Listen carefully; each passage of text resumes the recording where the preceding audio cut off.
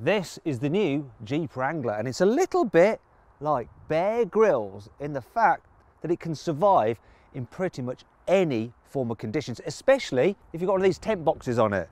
So this is the kind of car you're probably going to be looking at if you're considering something like a Toyota Land Cruiser, or maybe a Land Rover Defender, Suzuki Jimny, or even a Mercedes G-Class. So this Jeep Wrangler actually starts from £45,000, so you can save an average of £4.5 grand off one through carwow. And if you click on the pop-out banner in the top right hand corner of the screen or follow the link below the video, you can go to carwow to see how much you can save on this or any car. Speaking of which, you can fit these tent boxes to any car as long as it's got roof rails. The link for this is also below the video as well.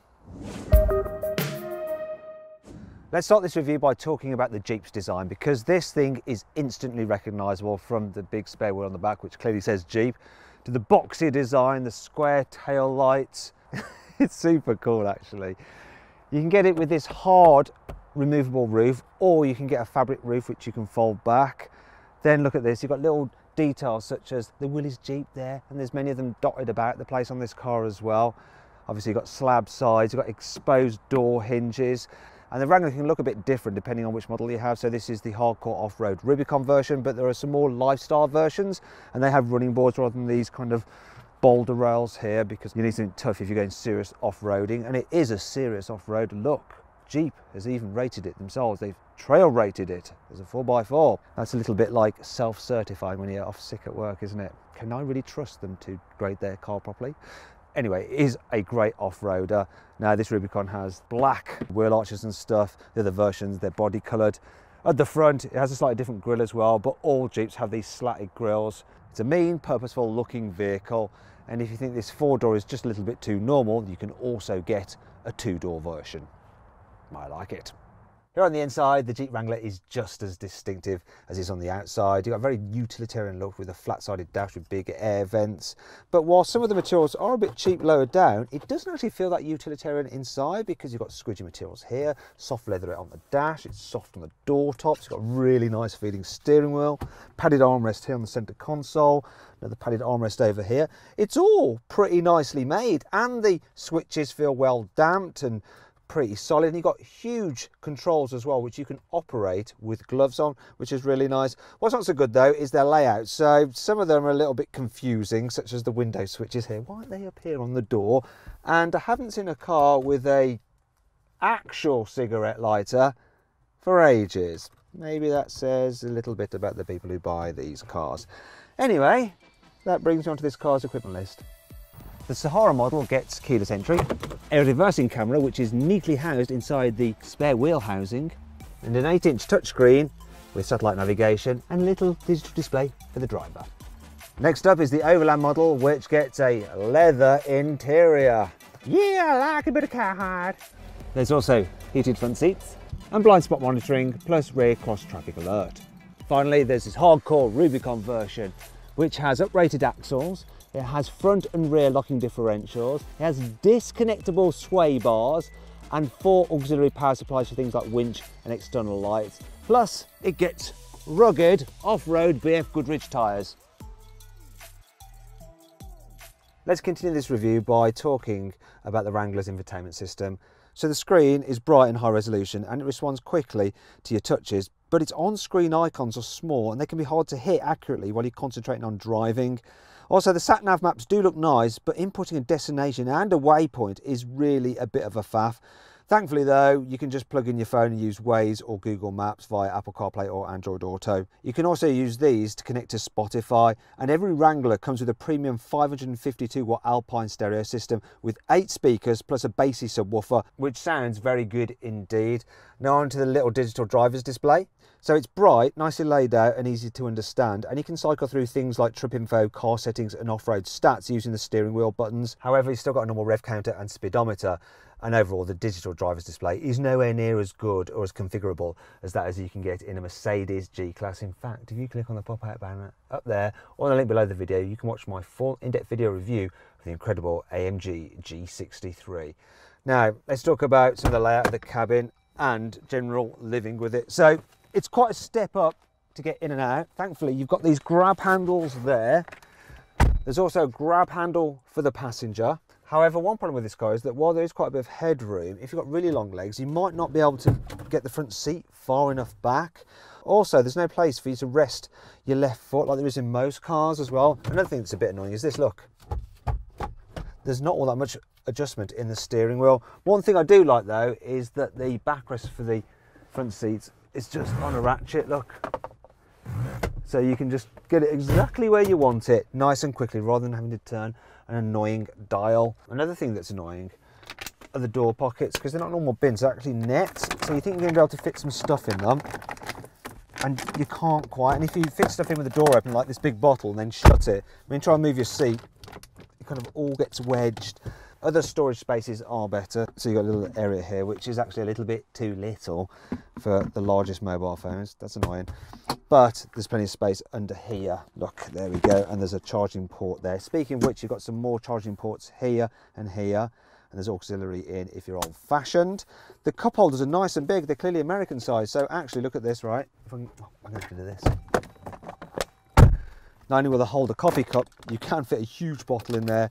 It's not so good for the smaller energy drinks though, but there is a place at least for your car's key. So I like that. As for the glove box, well, it's not the biggest, but I think you should be able to fit a Glock in there, which is ideal. Getting into the back of the Wrangler isn't exactly the easiest process, because if you have the 2-door, you have to fold down the front seats and squeeze in behind them. With the 4 doors, the opening isn't all that big, and you have to be careful not to catch yourself on this as you're clambering in, or even worse, the exposed door bracket, because you can hit your bum on it, then you jump up and hit your head on there like I just did, and it all becomes a little bit of a palaver. But once you're in, oh yeah, lots of space, decent headroom, decent knee room, decent foot space, you can stretch out. Also, because the floor is relatively flat, there's plenty of room for 3 people's feet, and in fact this car is actually pretty good for carrying 3 adults in the back at once. There's some other things I like as well. So here in the back, the door nets really do work because they don't wedge up against the seat, so you can carry big bottles in them, or actually in the seat backs there. There's some extra little strap things going on here. Don't know what they're for, I think they're just a design feature. There's some kind of storage trays here, one down here where you can store your mobile phone, and look at this. There is a 230 volt power supply. There you're going to need an adapter to fit a British plug in there. It will work with European and US plugs. You've also got 4 USB inputs, 2 normal ones and 2 USB-C. But I don't like this. I don't like the fact that the window controls are here. Stupid. Though the windows do go all the way down and they're nice and low so you can see out. I also like this as well, look. Fold this down and you've got an armrest. There's 2 huge cup holders there, which will not only hold a big bottle like that, but also those huge bladder buster takeaway cups you get from the drive-through. There's a place there for your mobile phone, so if you like to look at your movies in portrait, you can do it that way, or if you put it in like that, you can just lengthen this out and watch them in landscape as they should be watched. Move that out of the way, because I want to show you this. Look, you've got exposed Isofix anchor points. Now that makes it quite easy to fit a baby seat. However, it's not the easiest to get it in through the doors because they are narrow, and if you want to fit one of those bulky rear-facing seats, you're going to need to push the front passenger seat forward to get it in. However, it is easy to fit a normal child seat, and even with 2 child seats in place, there is enough room for an adult to sit in between them, which is actually quite good. I have some initial problems with the Wranglers Boot. The first is that the door-style tailgate is hard to open in tight spaces, and it's heavy because you've got this big spare wheel on the back.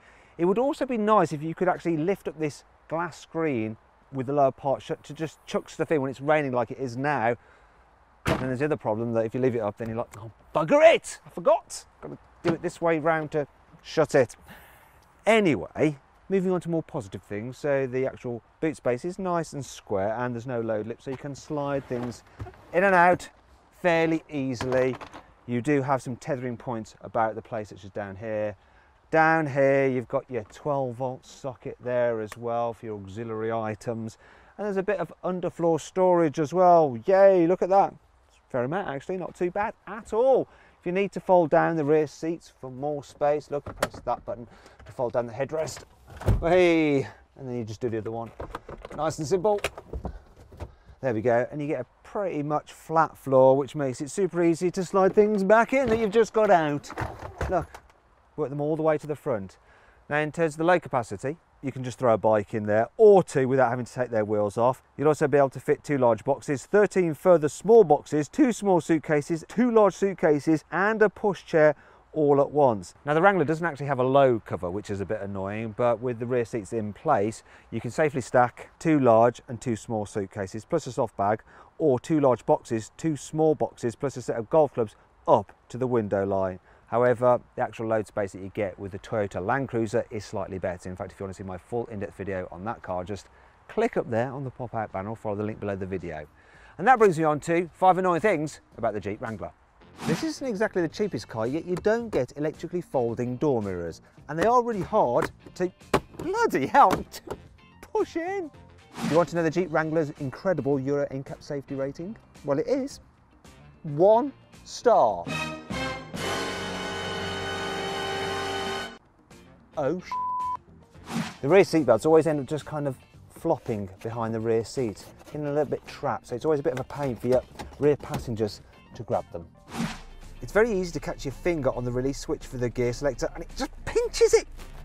It's not only the driver who's at risk of hurting themselves on this car, so too can the passenger, especially when they're trying getting out, because this grab handle, it's all too easy to just bang a blooming knee on it like that. I don't know what it is with this car, it's just so easy to hurt yourself on it. Thankfully, this car has plenty of cool features to help make up for all this. Here's 5. It's got a rear drive mode if you want maximum hoonage. Yeehaw! Yeehaw! Oh yeah! Oh yeah! Oh yeah! This Wrangler has some impressive off-road capability with very good approach, departure and breakover angles. Plus, you can drive it through water of up to 76 centimetres deep. It is a proper hardcore off-roader. You can remove the roof panels very easily like that if you want to open the sunroof.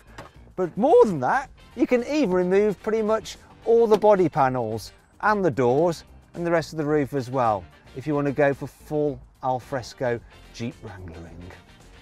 If a low-range gearbox isn't off-road enough for you, then you can actually fit this car with stacks of different off-road accessories, such as snorkels, winches and all manner of stuff.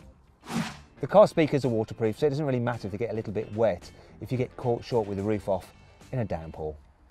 Okay then, let's talk about engines. So it's a bit different to get under the bonnet of this car than other more normal vehicles. So you have to undo these catches first, and rather than pulling a release inside the car, you then use the key to unlatch it here. There we go, pull it up, find the release, it's in there somewhere. And there you have the engine. Now there's 2 choices, so everything in this is a little bit harder than in other cars.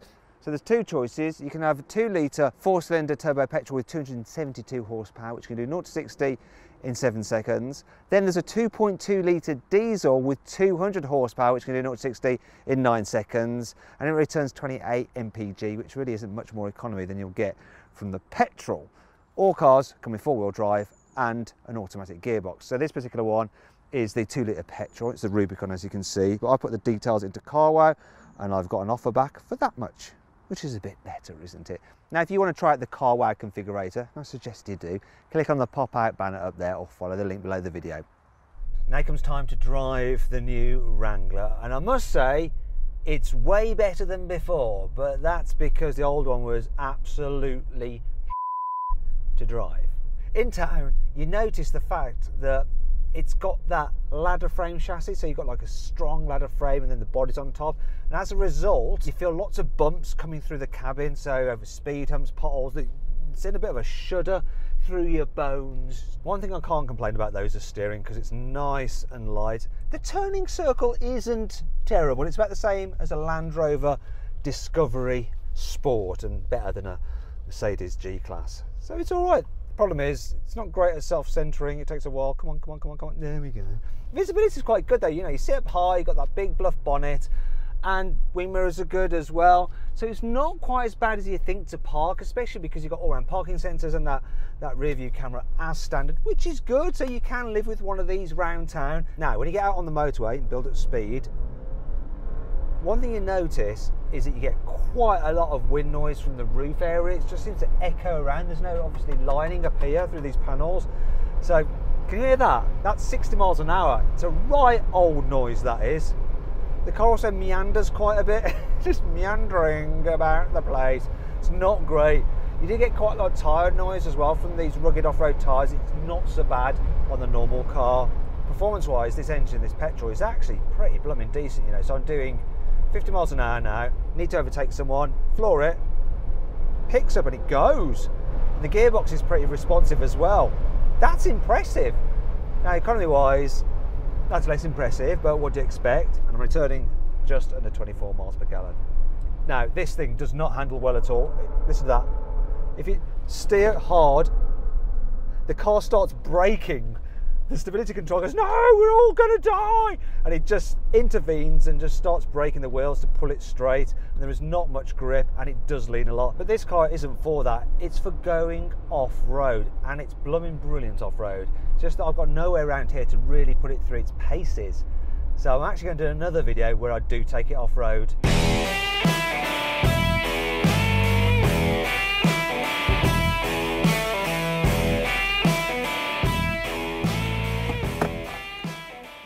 So then, what's my final verdict on the Jeep Wrangler? Well, personally, I actually love this car. It's got bags of personality and it's great at what it's supposed to do. So if you want a credible, proper off-roader or something that just looks super cool that you can actually just about live with every day, I say, go and buy this thing.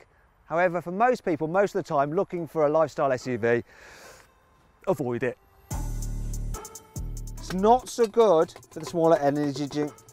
Most of the right here. Do you want to know the Jeep Wrangler's Euro NCAP safety rating? Oh, and again, you fell over. Do you want to know the Jeep Wrangler's Euro NCAP safety rating? It is an incredible 1 star.